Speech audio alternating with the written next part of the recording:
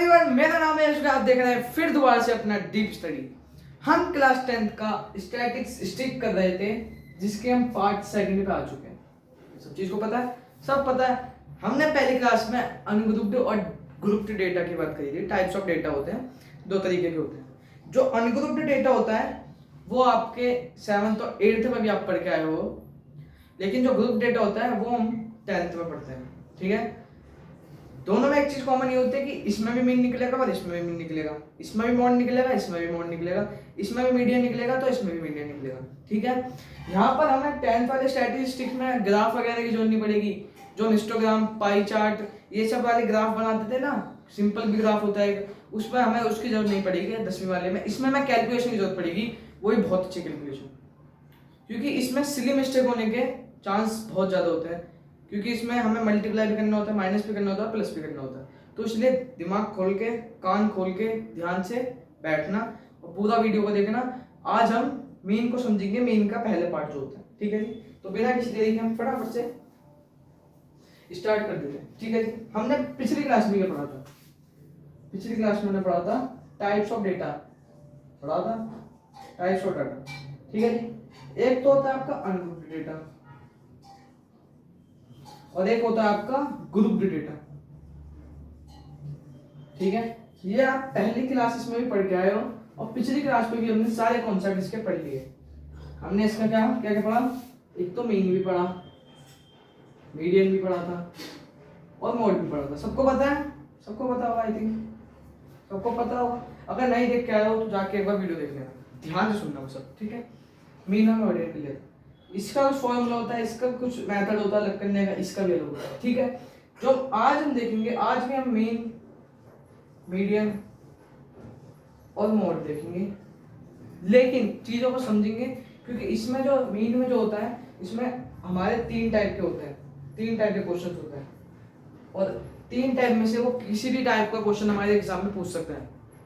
मेरा ये मानना होता है, जो लास्ट वाला मैं समझाऊंगा वो थोड़ा लंबा तो होता है, लेकिन वही मेथड आपका सही होता है, क्योंकि उसमें हमारी कैलकुलेशन थोड़ी इजी हो जाती है। जितनी बड़ी हम कैलकुलेशन करेंगे ना इस वाले में, पहले में, दूसरे में, उतने तीसरे में तो वो लंबा तो होता है, थोड़ा बहुत क्वेश्चन बड़ा होता है, लेकिन उसके चीज जो नंबर जो है वो छोटे हो जाते हैं। ठीक है, तो मैं बोलना चाहूंगा आपसे कि आप लास्ट वाला करना। ठीक है, तो पहले हम आज मीन समझेंगे। ठीक है जी, मीन का आज हम समझेंगे ये वाला पार्ट, ये वाला कौन सा है? ये वाला। आप पहले इनके नाम जान लो। जो आपका पहला पार्ट होता है उसको तो उसका नाम होता है डायरेक्ट मेथड। स्टेप्स छोटे हैं, स्टेप्स कम से कम 3-4 स्टेप्स होंगे, लेकिन एक बात है कि जो आपकी कैलकुलेशन होगी वो थोड़ी सी इसमें डिफिकल्ट होगी, ज्यादा नंबर की होगी। ठीक है, सेकंड आपका आता है assumed mean method. Mean method, assumed mean method, ये वाला भी आपको थोड़ा सा लंबा, मतलब थोड़ा बड़ा होगा, लेकिन इसकी भी कैलकुलेशन थोड़ी सी बड़ी होगी। ठीक है जी, समझते रहना ध्यान से बस। नेक्स्ट आपका आता है, नेक्स्ट जो आपका आता है वो आता है आपका स्टेप डेरिवेशन मेथड। क्या बोला मैंने? Step derivation method. ये मेथड थोड़ा सा बड़ा होगा, थोड़ा सा ज्यादा, मैं कैसा कहना चाहूँ कि थोड़ा लंबा होगा, जिस वजह से आपको कैलकुलेशन जो आपकी इजी हो जाएगी। इन दोनों को देख लेना एक बार।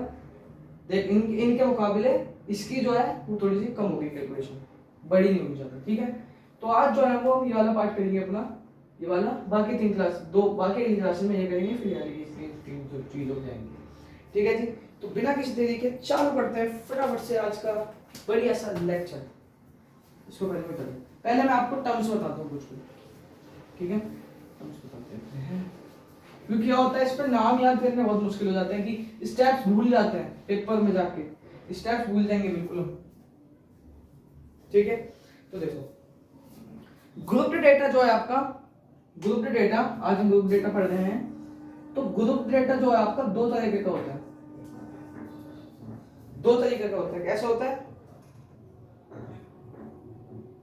हाँ, जो ग्रुप डेटा है वो आपका 2 तरीके का होता है, 2 तरीके का होता है। अब वो कौन से तरीके होते हैं? देखो, पहला तो आपका जो होता है वो होता है एक्सकल्सिव, दूसरा होता है इनकल्सिव। क्या क्या मैंने बोला कि जो आपका ग्रुप डेटा होता है होता है वो दो तरीके का होता है। एक तो होता है आपका एक्सकल्सिव और दूसरा होता है इनकल्सिव। ठीक है जी, ये होते हैं आपके दो तरीके के मेथड। जो ये वाला मेथड है वो वाला तो आपके पेपर में है, लेकिन ये वाला जो है वो हमारे सिलेबस में नहीं है, नॉट इन सिलेबस ये वाला। लेकिन वो क्वेश्चन हमें ये वाला भी दे सकता है, लेकिन हमें उसको इनकल्सिव मतलब एक्सकल्सिव में कन्वर्ट करना होगा।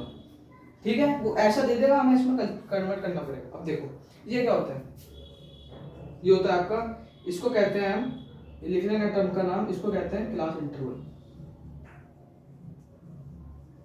ठीक है, और ये होती है आपकी एफ को रिप्रेजेंट करते हैं फ्रीक्वेंसी। क्या बोला मैंने, फ्रीक्वेंसी। ठीक है, देखो ये वाला जो होता है आपका, ये वाला ऐसे होता है कि आपका 0 से लेकर 10 तक बच्चे हैं आपके। ठीक है, तो ये ना 10 से ही चालू होगा 20, फिर 20 से 30 होगा, फिर 30 से ही 40 होगा, और 40 से ही 50 होगा, और 50 से 60 होगा। ठीक है, ये चाहे 1 2 3 4 5 कुछ भी दे रखो, इससे हमें मतलब नहीं। लेकिन इनकल्सिव में क्या होगा, जो आपका क्लास इंटरवल होता है ना, वो जो आपका क्लास इंटरवल होता है उसको ये चालू कैसे कर देगा, उसको चालू कर देगा 0 से लेकर 10, फिर 11 से लेकर 20, फिर 21 से लेकर 30, फिर 31 से लेकर 40। ये कुछ ऐसे चालू कर देगा। ये हमारा सिलेबस में है ही नहीं, तो हम इसको कैसे करेंगे कन्वर्ट, ये तो हमारे सिलेबस में है नहीं, तो हमें इसको एक्सकल्सिव में कन्वर्ट करना पड़ेगा। अब उसके लिए हमें क्या करना पड़ेगा, हमें ये करना पड़ेगा कि जो आपका लोअर लिमिट है आपकी,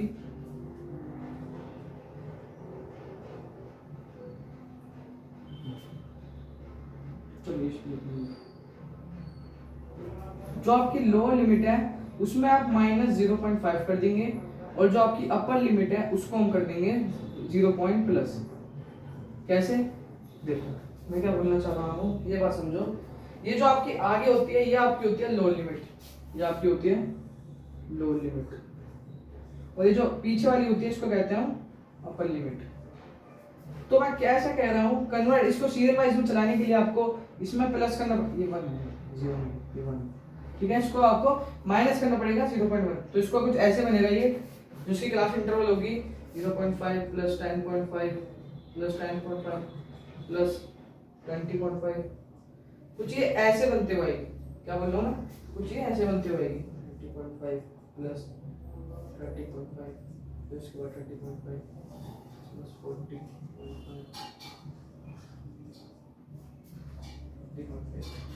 और बाकी आगे।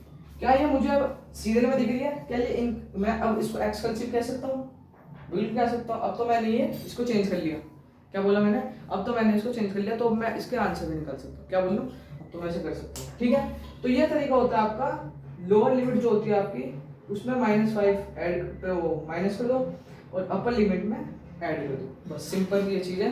ये बात ध्यान रखना, याद कर रखना मेरी, बस ये बात है। ठीक है, तो देखो इतना समझ में आया। अब कुछ होता, एक चीज होती है उसका नाम है क्लास साइज। क्या बोला मैंने, एक चीज होती है उसका नाम है क्लास साइज, बोला मैंने, एक चीज होती है क्लास साइज, ये आगे क्वेश्चन में काम आएगी हमें, जिसको हम h से रिप्रेजेंट करते हैं, h से। ये निकलती है upper limit minus lower limit, इसका ये फॉर्मूला है, ये नोट कर लो फटाफट से, ये नोट कर लो।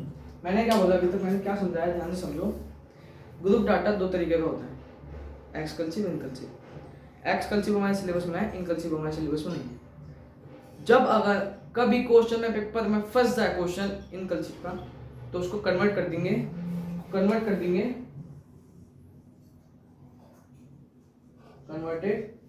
एक्सकल्सिव। कैसे, लोअर लिमिट में पॉजिटिव माइनस कर देंगे, अपर लिमिट में उसको प्लस कर देंगे 0.52। ठीक है जी, ठीक है जी। क्या मैं आगे बढ़ सकता हूँ, चलो बढ़ जाऊँ आगे, बढ़ जाओ आगे, चलो पहुंच जाते हैं इसके मेन की तरफ फटाफट से। ज्यादा लंबी वीडियो नहीं बनेगी, बस थोड़ी सी बनेगी, थोड़ी देर बैठे रहो बस, थोड़ी सी देर बाद 2 क्वेश्चन करेंगे मेन के पहले पार्ट। जो आज एक क्वेश्चन करेंगे, चलो एक क्वेश्चन करेंगे, वही क्वेश्चन आपको सेम कराऊंगा उससे। किससे? कौन से मेथड से? दूसरे वाले से, फिर तीसरे वाले करेंगे, देखना आंसर तीनों का ही सेम आएगा। ठीक है जी, बोला आंसर तीनों का ही सेम आएगा। अगर समझ में आ रहा है तो वीडियो को लाइक कर दे फटाफट से और चैनल को सब्सक्राइब कर दे जो बंदा नया देख रहा है। ठीक है,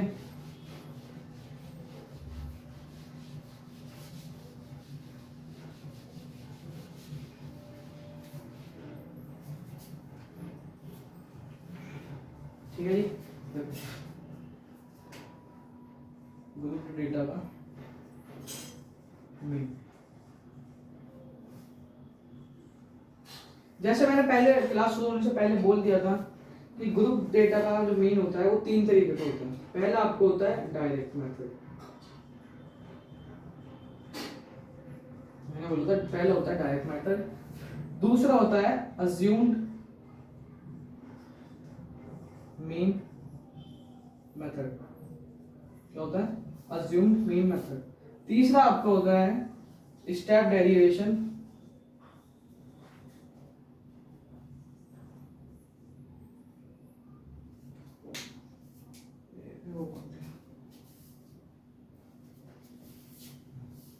step deviation method.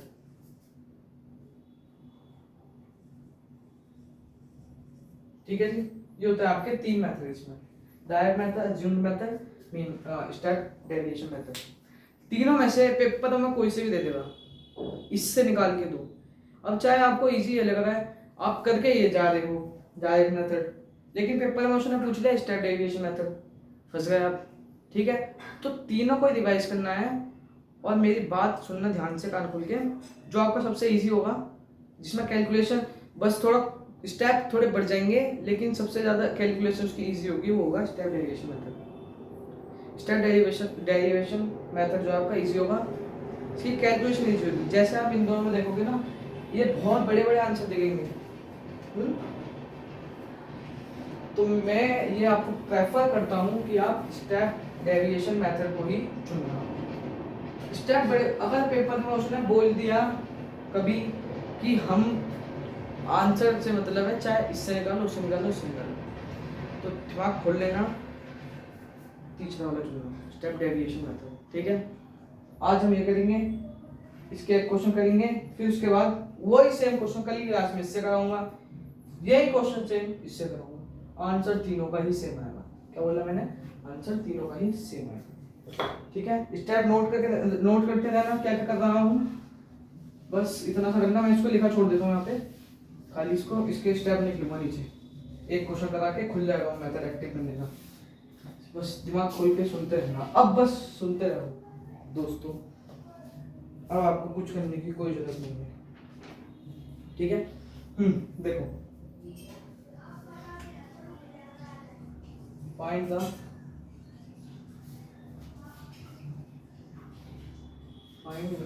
Mean using direct method.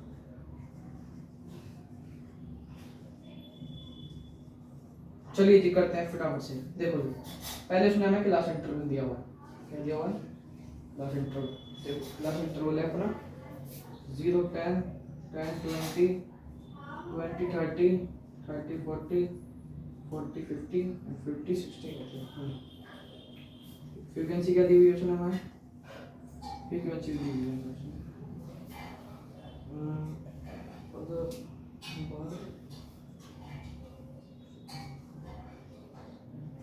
27 20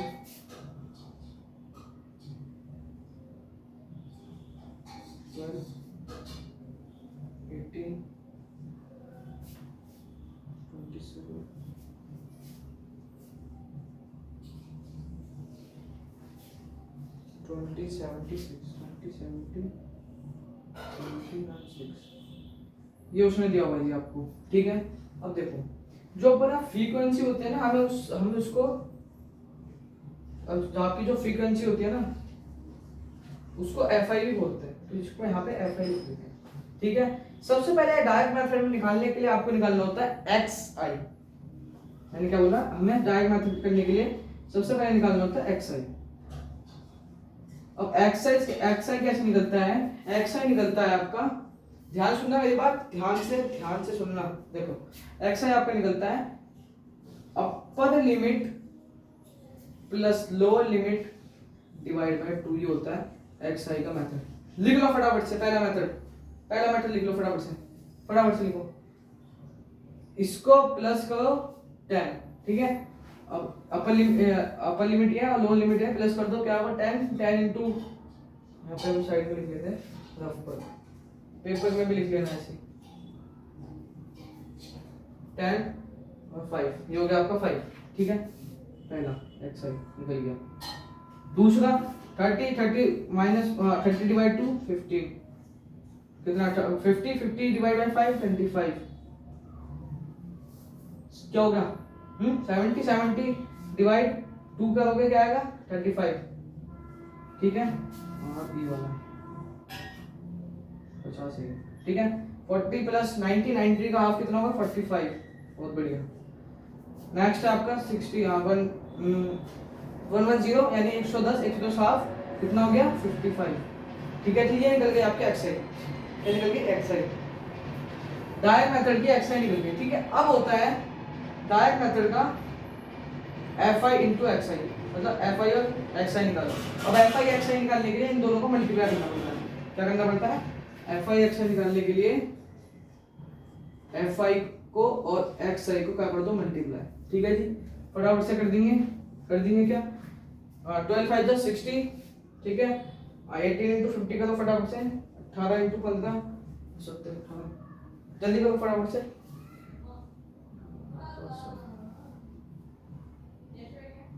जल्दी बताओ क्या आएगा?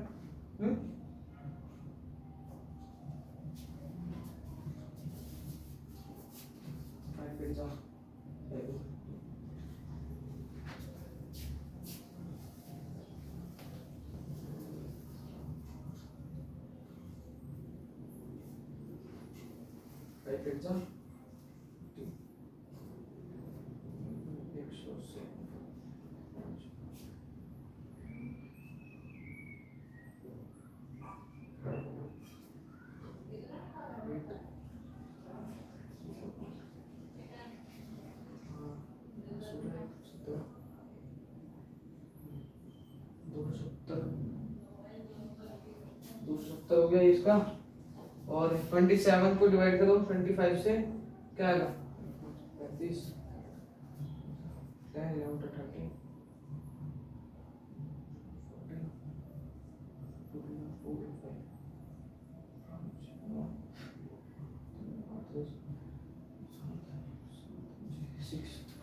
6 7 5 20 को कर दो उससे मल्टीप्लाई फटाफट 70 700, ठीक है जी। इसको कर दो फटाफट से 45 इंटू 70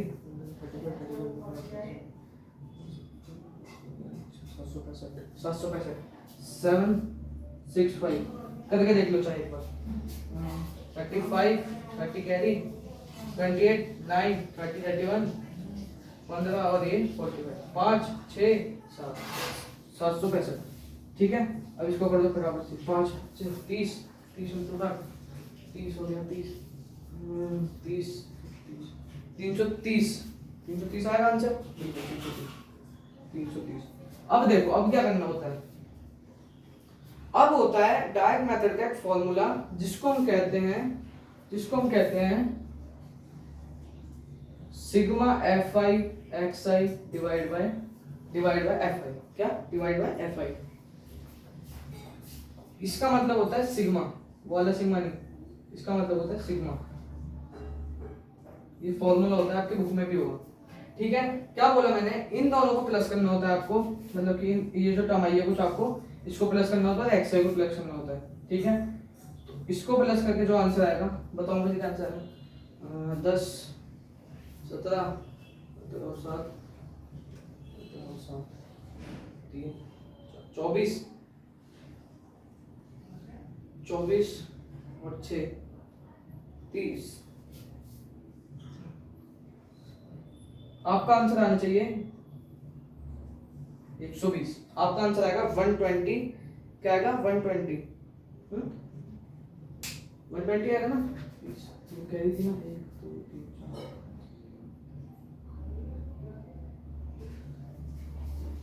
120 है क्या 10 17 17 7 24 24 और 6 30 1 2 3 4 5 6 7 8 9 पे आ रहा है क्या आंसर है 90 आएगा क्या 90 आएगा 100 आएगा क्या आएगा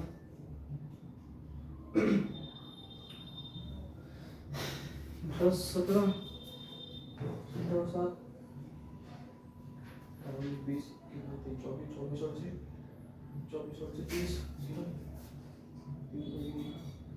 120 आएगा ठीक है 120 आएगा 3 4 5 6 2 4 5 6 7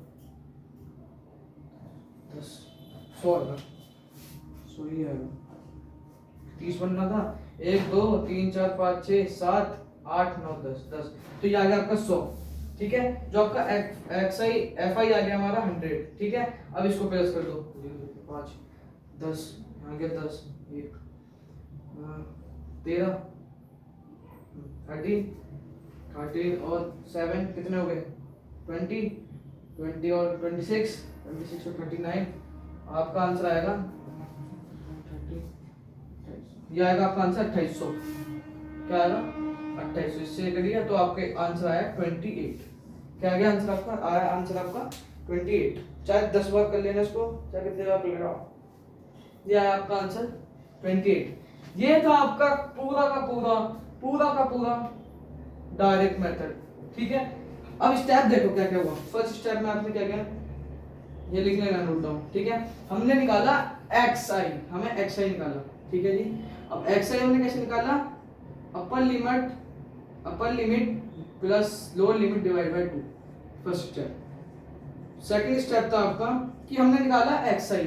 अब जब हमने xi निकाला तो xi निकालते कैसे हैं x जो आपका fi है उसमें हमने मल्टीप्लाई कर दिया xi को हर fi में हर xi को xi को मल्टीप्लाई कर दिया तो हमारा सेकंड स्टेप हो गया। फिर थर्ड स्टेप हमारा क्या हुआ हमने इन्हें प्लस किया क्या किया हमने टोटल किया fi को टोटल किया हमने fi को जो भी fi की वैल्यू है ठीक है।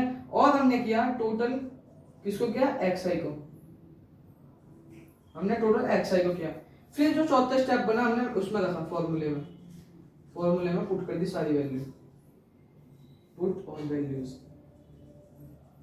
फिर हमारा आंसर निकल के आ गया। 4 स्टेप में हमें लगभग 3 स्टेप भी था 2 ही स्टेप था बल्कि 1 और 2 और बाकी तो फॉर्मूला ही था ठीक है। तो ये लिख लेना साइड में फटाफट से अभी लिख लो फटाफट से लिख लो इतने से क्वेश्चन करने में 23 मिनट लग गया बताओ इतना सा क्वेश्चन करने में 23 मिनट लग गए। एक बात दोबारा समझो देखो एक बार दोबारा समझो डायरेक्ट मेथड हमने लगाया मीन का किसमें ग्रुप डाटा में। देखो मैंने पहले निकाला मीन डायरेक्ट मेथड से तो मुझे क्लास इंटरवल दिया था और फ्रीक्वेंसी दी थी। मुझे डायरेक्ट मेथड के लिए xi चाहिए xi और fi xi और हाँ xi तो आपको हर उसमें नीड होगी xi तो दिमाग में डाल लेना कि आपको इसमें भी जरूरत पड़ेगी दूसरे में भी तीसरे में भी जरूरत पड़ेगी xi ठीक है। फिर हमने xi निकाला कैसे अपर लिमिट में से हमने प्लस किया लोअर लिमिट को फिर डिवाइड बाय किया तो हमारा 5 15 25 35 45 55 आ गया आंसर ठीक है। फिर हमने तीसरा जो हमारा चौथा स्टेप मतलब दूसरा स्टेप था हमने किया fi into xi कर दिया जी। fi जो भी था उसमें सारे xi कर लिए निकल के आ गया आंसर। फिर हमने क्या किया हमने किया फॉर्मूला यूज जो आपके बुक में भी यही फॉर्मूला है मीन का क्या है सिग्मा है सारे प्लस करने हैं इनको मल्टीप्लाई करके जो भी आंसर आया आपका fi xi यानी ये था 2800 हमारा आंसर था पूरा टोटल करके क्या है प्लस करके डिवाइड अपॉन करना होता है fi जो भी टोटल करके fi बनना है आपका 100 बना था हमारा तो हमने 100 डिवाइड कर दिया ठीक है जी। कर दिया सब काटा कुटा तो आ गया 28 आंसर। ये था आपका डायरेक्ट मेथड। यही क्वेश्चन हम सेम कल करेंगे अज्यूम मेथड में ठीक है। लेकिन ध्यान रखना ये स्टेप भूलना मत लिख लो फटाफट से कहीं पे और ये लिख लो और फटाफट से जल्दी से पसंद आई है वीडियो तो लाइक करें सब्सक्राइब कर दो फटाफट से जल्दी से। और हाँ एक बात और कि एक बार जाके घर पे रिवाइज कर लेना भाई एक बार जाके घर पे एक बार नजर मार लेना ऐसी ठीक है। मिलते हैं कल वीडियो में। वीडियो अच्छी लगे तो लाइक करें सब्सक्राइब कर दें। मेरा नाम है जुगाड़ पढ़ेंगे जब तक के लिए बाय बाय।